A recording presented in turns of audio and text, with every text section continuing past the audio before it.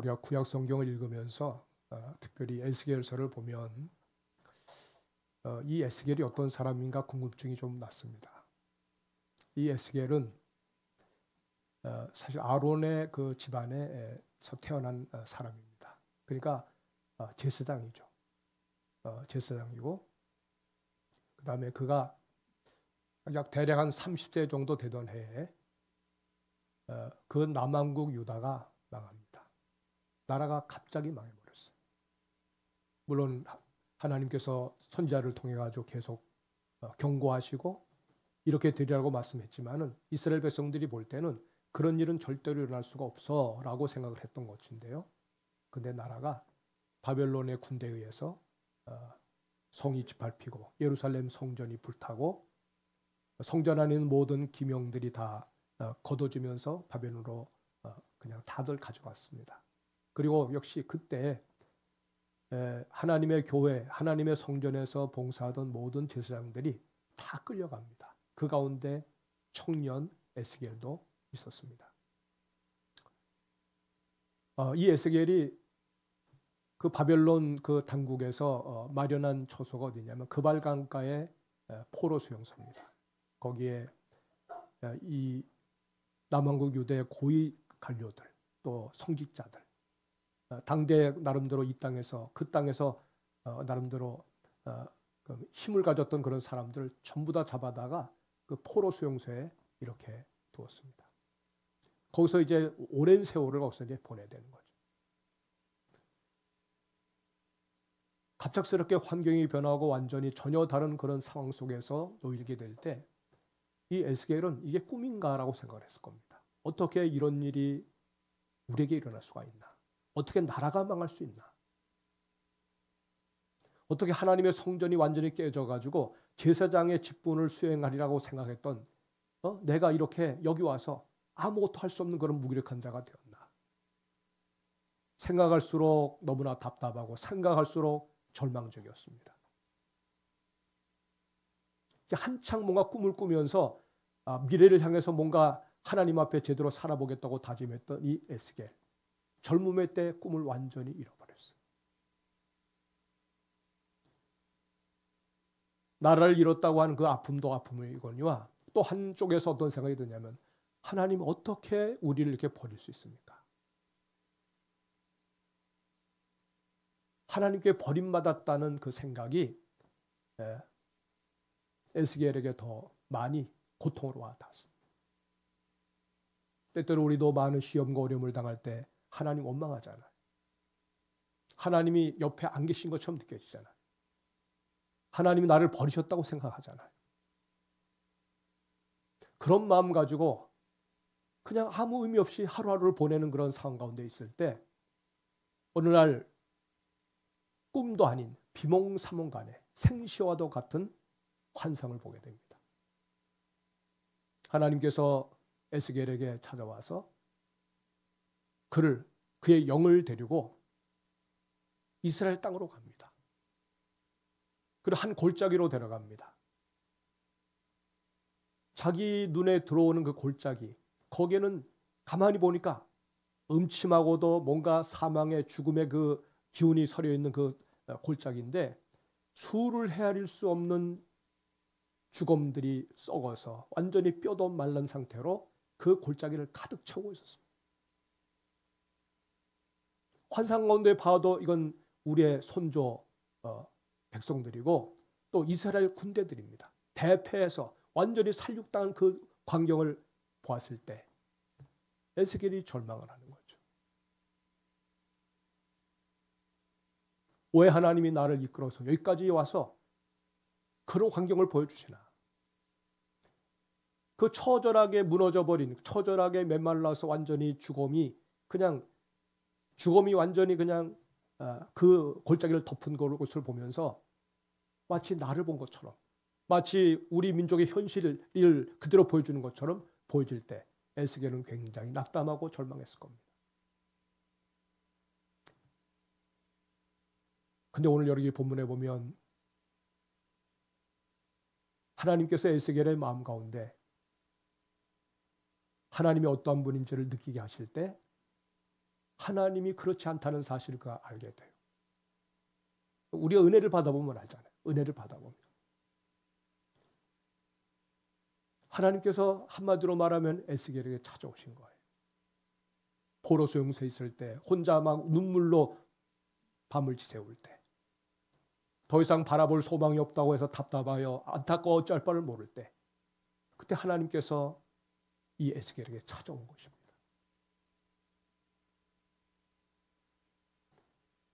우리가 우리 홀로만 나왔다고 생각했는데 사실은 하나님이 그들과 함께 동행하신 거예요.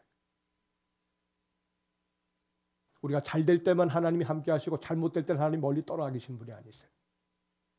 잘 될 때도 함께 동행하시지만 우리가 곁길로 나가거나 혹은 우리 삶 가운데 어떤 어려움이 있을 때, 좌절할 때도 그때도 하나님은 우리 곁에 계셨다는 사실을 알려주는 거죠.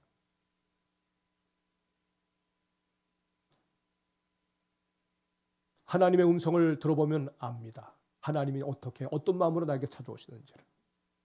여기 하나님께서 에스겔에게 말합니다. 인자야 라고 부릅니다. 여러분 어디서 많이 들었죠? 인자라고 하는 말은 우리 신약성경에 보면 예수님이 자기를 지칭해서 말할 때 인자라고 말을 합니다. 인자가 말하기를 인자가 이렇게 생각한다. 그분은 하나님의 아들이잖아요. 신자라고 해도 되죠. 나는 영광의 주다. 나는 신자다라고 말을 했는데 사람의 아들로 자신을 겸비하게 낮추시는 그 주님의 모습을 인자로 표현을 했습니다. 하나님께서 에스겔을 인자야라고 말하면서 다가오는 그 음성이 이 에스겔의 마음 가운데 뭔가 울림을 줍니다. 하나님이 많은 말을 해야 그 사랑을 확인하는 게 아닙니다. 그냥 한마디 이름을 불러줄 때, 한마디 내 마음 가운데 울림을 주는 하나님의 사랑이 그 말에 담길 때 그 한마디가 우리의 삶에 변화를 가져다 줍니다.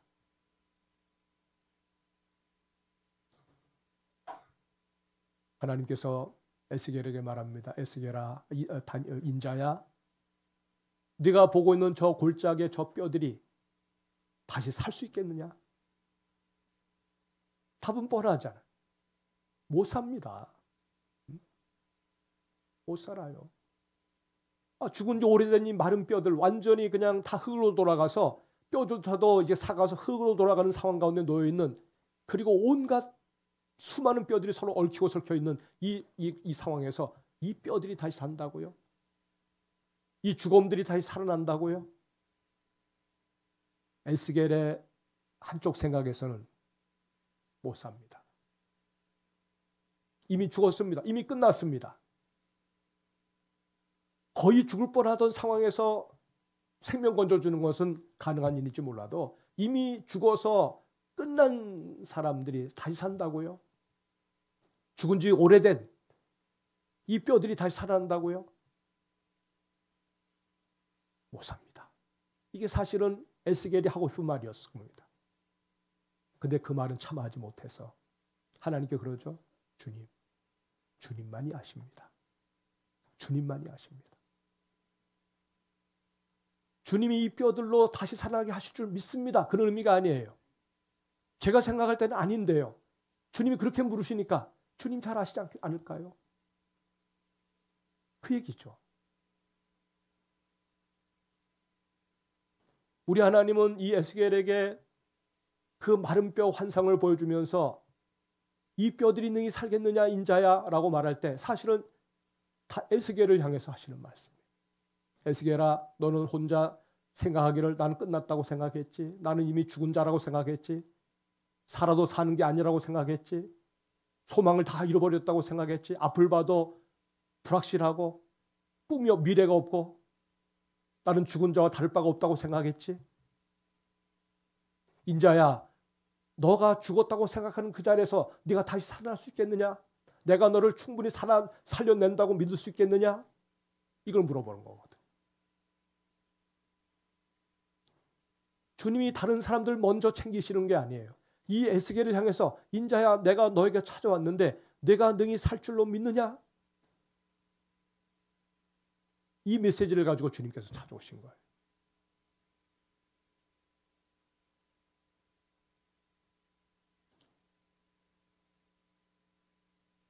하나님께서 에스겔에게 내가 너에게 말을 줄 테니까 내 말을 대신해라. 대언해서 말해라. 이 뼈들에게 내가 하는 말을 대신해서 말해라.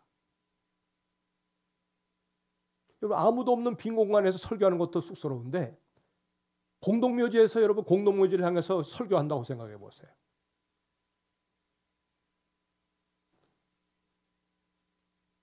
하나님께서 말씀하십니다. 인자야, 내가 너에게 주는 이 말을 대언해라. 뼈들아, 너희가 다시 살아나리라. 내가 너를 다시 살리리라. 외쳐라. 그 말인 거예요. 오늘 우리 이 말씀을 통해서 먼저 하나님께서 무엇을 원하시는가 하면, 뭘 기대하고 계시느냐 하면, 이 에스겔을 다시 회복시켜 주시고 싶으신 하나님의 심정을 읽을 수가 있어요. 찾아오셔서 따뜻한 호칭으로 말씀하시고, 또 하나님께서 이 에스겔에게 내가 너에게 주는 말을 다시 대언하라고 하시는 말씀을 하고 계세요. 이젠 성전도 무너졌습니다. 더 이상 내가 제사도 드릴 수 없고 설교도 할 수가 없습니다. 나는 이제 그냥 다 끝난 사람이라고 말하는 이 에스겔에게, 에스겔아, 너는 아직도 끝나지 않았다. 내가 너한테 지금 주고 있지 않느냐. 내 말을 대언해라. 저 성전이 번듯하게 있을 때도 내가 내 말을 가지고 했던 것처럼 이 모든 것이 끝난 이 상황 속에서도 너는 내가 주는 말을 가지고 대언해라. 사랑 여러분, 우리는 때때로 좌절하고 또 때로 낙심할 때, 절망할 때 끝났다는 생각을 많이 가져요. 그래서 극단적인 길을 선택하는 사람도 있잖아요. 절망스러우니까. 에스겔도 마찬가지입니다. 이제 목양지도 없습니다. 성전도 불타고 없습니다. 내게 찾아오는 사람도 없습니다. 나는 끝났습니다. 하나님 그러십니다. 끝나지 않았다. 너는 끝났다고 생각하지만 내가 끝났다고 내가 그것을 인정하지 못한다. 너를 통해서 모든 뜻이 이루어질 때, 그때는 사역이 완성돼서 내가 너를 데려갈 수 있지만 너는 아직도 끝나지 않았다. 아직도 나는 너에게 말씀을 준다. 아직도 너는 나를 위해서 대신 대언하는, 말씀 가지고 대언하는 자가 되어야 된다.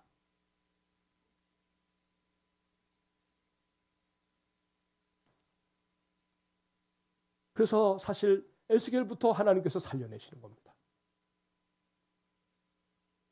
여러분, 우리의 심령이 죽어버리면 죽은 거예요.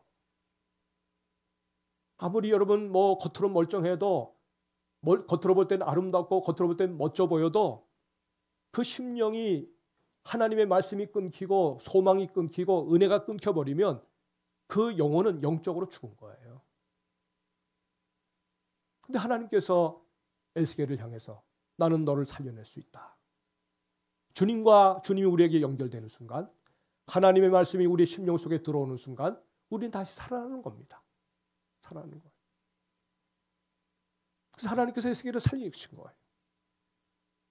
에스겔이 하나님의 말씀에 순종하면서 그 말씀을 대언하기 시작할 때 일이 벌어집니다. 그 마른 뼈로 가득 찬 그 안에서 이 뼈 저 뼈가 서로 들어맞으면서 또 새로운 어떤 뼈들이 만들어지면서 그 다음에 거기에 힘줄이 덮이고 그 다음에 거기에 살가죽이 덮이면서 보니까 번듯한, 수를 헤아릴 수 없는, 아마 몇십만이 됐는지 몇백만이 됐는지 모르지만 엄청난 큰 군대가 서 있는 것을 보여줍니다. 그런데 아직 생명이 없어요. 그냥 다 이렇게 그냥 목석처럼 서 있는 거예요. 그래서 에스겔에게 다시 말씀합니다. 에스겔아, 너는 내 말을 대언해라. 생기야, 들어가서 다시 살아나라 라고 외쳐라. 그래서 생기를 향하여 생기를 대언했더니 그 생기가 그들 속에 들어가서 하나하나 살아나는데, 오늘 성경에 뭐라고 말씀하냐면 이스라엘의 큰 군대더라 그랬습니다. 이스라엘의 큰 군대더라. 여러분, 이 환상 가운데 보여지는 그 죽은 자들, 그들은 이미 이스라엘 백성들 가운데서 이미 그냥 절망하고 죽은 자들도 될 수가 있는 것이고, 아니면 지금도 살아있지만 포로민으로 끌려와가지고 낙심하는 그런 사람들, 이미 심령이 죽어버린 자들도 될 수가 있는 것이죠. 그러나 여러분, 어떤 식으로 하든 간에 부활의 능력을 가지고 계시고 생명의 권능을 가지고 계신 주님, 죽은 자를 살아낼 수 있는 그 유일한 권능을 가진 하나님께서 역사하시면 어떤 식으로든 죽은 자가 다시 살아나서 하나님 앞에서 건강한 부활의 생명을 입은 자가 될 수가 있다는 것을 여기 보여주고 있는 거예요. 큰 군대더라. 이 환상을 통해서 하나님은 이스라엘 백성들에게, 에스겔을 통해서 이스라엘 백성들에게 외치기를 원하시는 거예요. 소망이 있다. 우리 끝나지 않았다. 우리 하나님의 백성이다. 우리가 범죄하여서 하나님을 인정하지 아니하고 하나님께서 뭐라고 말씀하실 때 순종치 않는 그 일로 인해서 이렇게 불순종의 죄로 나라가 망했지만, 우리가 하나님께로 돌이키면 다시금 주님의 소명을 받아서 우리가 열방 가운데 하나님의 영광을 나타내는 백성으로 살리라 다짐하면 하나님이 우리를 영광스러운 존재로 다시 회복시켜 주실 것이라는 말씀인 거예요.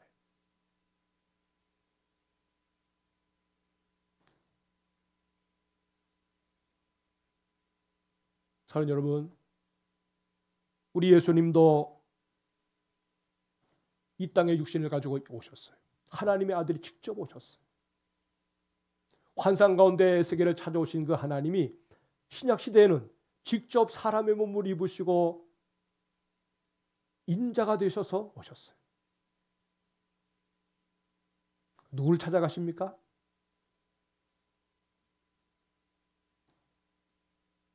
마음 상하고 절망하고 병들고 소망 없던 사람들을 찾아오셔. 저에게 찾아오셨습니다. 여러분에게 찾아오셨습니다.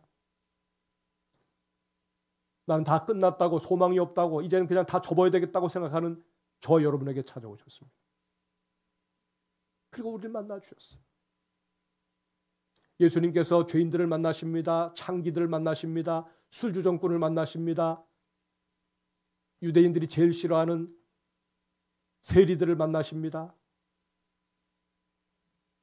그들을 만나면 주님이 욕을 먹죠. 그들을 만나니까 주님이 욕보임을 당하는, 미움을 받는 거예요. 근데도 그들에게 주님이 찾아가셔서 그들의 친구가 되어 주십니다.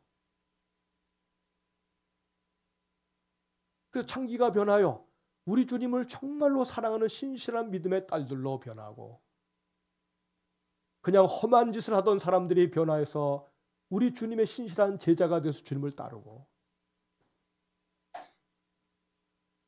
전에는 길을 잃어버려서 그냥 눈 초점이 맞춰지지 않아서 그냥 절망하던 사람들이 예수님을 만나는 순간에 삶의 방향이 정해지고 목표가 정해지고 주님과 함께 동행하는 인생으로 바뀌어지는 역사가 일어나게 됐습니다.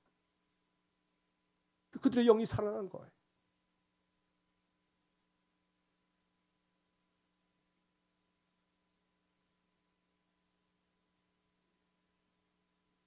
사랑하는 여러분, 그래서 우리 주님도 이 땅에서 아버지가 주신 그 위임, 아버지께서 행하고자 하시는 그 일을 아들이 맡아서 이 땅에서 그 일을 하시고서 가는 곳마다 복음을 전하시고, 가는 곳마다 입을 열어서 대언하시고, 가는 곳마다 성령의 충만함을 힘입어서 성령의 그 생기로 사람들에게 외칠 때 사람들이 변하여 새 사람이 됩니다. 그 믿음의 사람들이 모여서 하나님을 예배합니다. 그리고 그 수가 점점 불어납니다.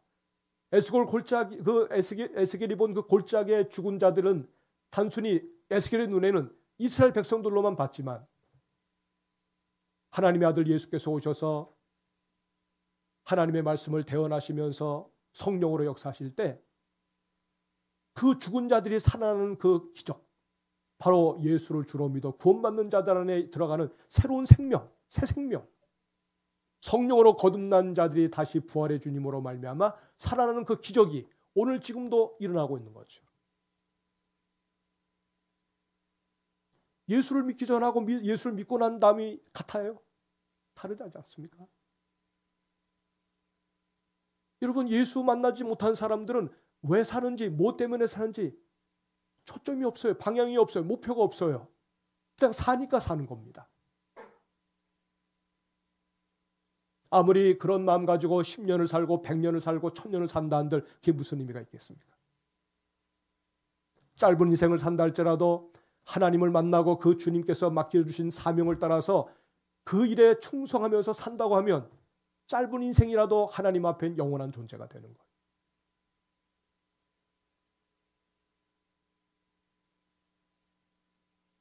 오늘 사랑하는 여러분, 오늘 우리 하나님 앞에서 우리는 어떤 존재입니까? 때때로 우리는 나 자신이 대단하다고 생각을 해요. 근데 대단하다고 생각하지만 다른 사람들을 살리지 못하는 삶을 산다면 대단한 존재가 아닌 거죠. 에스겔이 자기가 하나님 앞에 죽은 자임을 고백했습니다. 난 끝났다고 생각을 했습니다. 자신의 약함과 자신의 그 밑바닥 인생을 하나님 앞에 내어놓을 때 주님이 그의 삶 가운데 들어가셔서 그 한 사람이 당시에 포로 수용소에 있던 사람들에게 하나님 말씀을 대언할 때 저들이 다시금 소망 가운데 살아납니다. 에스겔서를 읽는 사람들마다 에스겔을 통해서 전해지는 생명의 복음을 듣고 오늘 이 시대의 사람들도 살아납니다.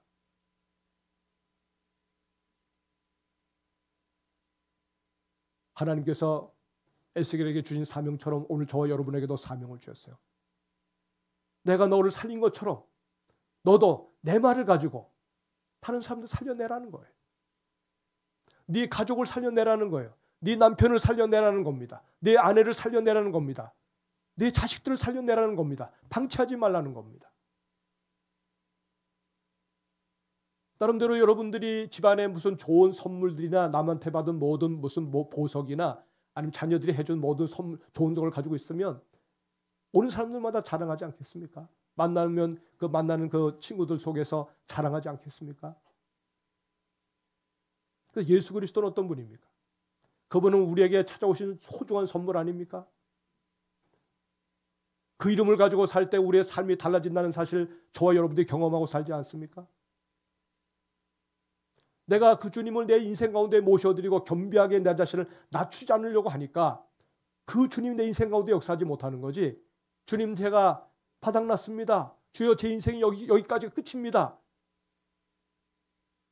내가 이미 죽었습니다. 손을 들고 하나님의 도우심을 구할 때 바로 그 시간부터 그는 하나님의 손에 붙잡혀 달라진 인생을 살 수밖에 없는 것이죠. 여러분, 우리의 입술이 얼마나 위대한 입술인 줄 아십니까? 사도 베드로는 요한과 함께 성전에 들어가다가 거기 안전뱅이를 봤습니다. 안전뱅이가 바라보면서 돈을 구했습니다. 혹시나 돈을 좀 주지 않을까 동량을 기대했는데 베드로가 하는 말이, 여보시오, 은과 금은 내게 없거니와 내게 있는 것으로 당신한테 줍니다. 나사렛 예수 그리스도 이름으로 일어나 걸으십시오. 벌떡 일어났습니다. 여러분, 기적이 그것만 아닙니다. 적어도 여러분들의 입으로 나는 다른 것 없어요. 다른 건 줄 것 없지만 적어도 내가 믿는 예수 그리스도 그분의 이름으로 내가 당신한테 선물 주겠다고. 예수 그리스도를 힘입어서 인생을 소망 가운데 사시라고. 주님을 힘입어서 한번 일어서 보라고. 당신은 하나님이 사랑하시는 사람이라고. 끝나지 않았다고. 주 예수의 사랑받아서 우리가 하나님 앞에 이전에 살아보지 못했던 그런 놀라운 사람으로 살아보자고. 전도가 대단한 것 아닙니다. 우리가 사랑으로 접근하면 그 사랑으로 전달하는 우리의 입술에서 나오는 말을 알아들어요. 함께 예수 믿어보자고. 낙심하고 절망하는 당신의 마음을 우리 예수님이 채워주신다고. 우리가 부끄러워하니까 입을 열어서 말하지 못하죠. 행동만이 아닙니다. 먼저 말이 나가야 돼요. 또 우리가 나름대로 상대편에게 배려를 하고 어쩌든지 저의 마음을 사로잡으려고 하는 것도 사실 그에게 한마디 말을 던지려고 하는 것 아닙니까? 우리에게 마음을 여는 그런 마음을 가질 때 결국 우리가 할 말은 그거밖에 없어요. 예수 그리스도 그는 부활이고 생명이라고. 그분은 길이요 진리요 생명이라고. 예수와 함께 동행하면 승리하는 인생을 살지만 예수와 거리를 두면 내 인생은 실패하는 것이라고.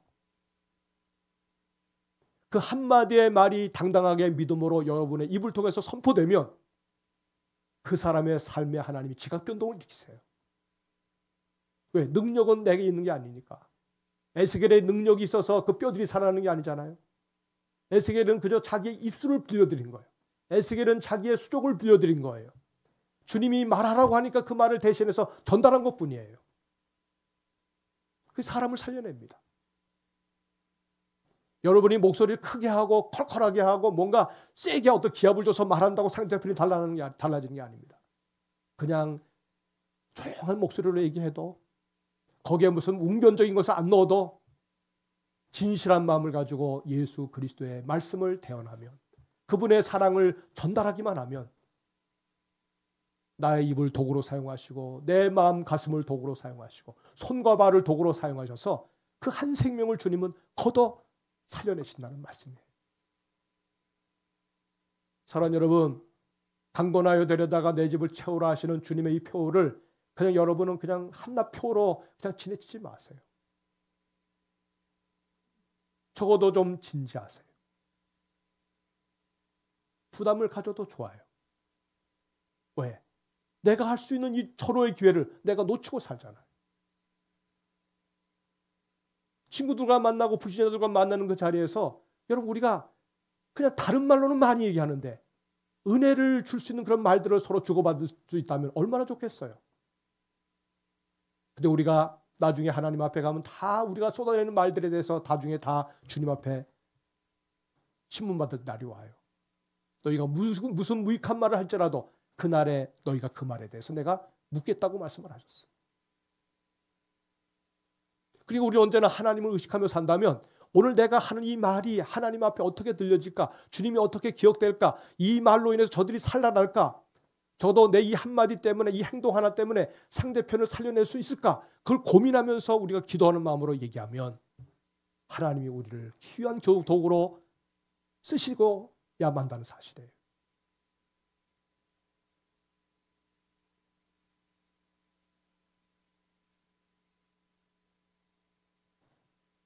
백구동 어느 집인지 몰라도 지난 월요일 날 화재 사고로 사람이 죽었잖아요. 다치기도 하고. 제가 노회에서 회의를 하고 있는데 문자가 막 오더라고요. 저 여기저기서. 목사님 괜찮으세요? 백구동에 사는 거 아닙니까? 그래서 내가 나 백일동에 사는데. 근데 몰랐어요. 왜 그런가 했더니. 그 위층하고 아래층하고 층간 소음 때문에 서로 막 다투고 싸우고 난리 났겠죠.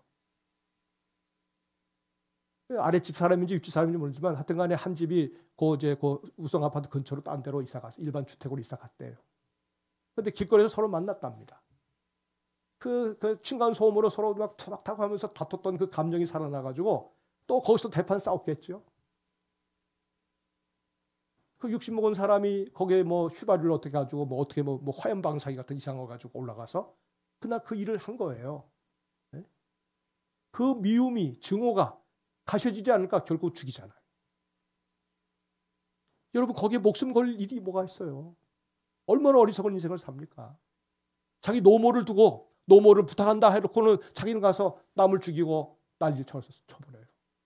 이게 정신 나간 사람이잖아요.